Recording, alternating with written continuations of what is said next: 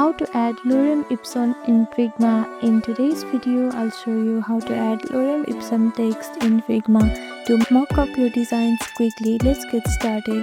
First, make sure you have downloaded Figma on a device. After that, click on search bar and open Figma app. Now open an existing file or create a new one and create a frame on that file like this one.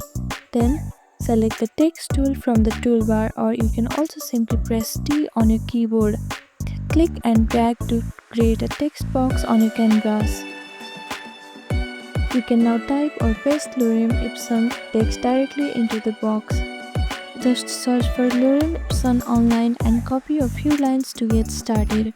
For faster Lorem Ipsum, use a plugin. Go to Resources, then Plugins, and search for Lorem Ipsum. Then run it. With the plugin open, select your text box, click Insert, and that's it. Lorem Ipsum is added automatically. So this is how you can add a Lorem Ipsum on Figma.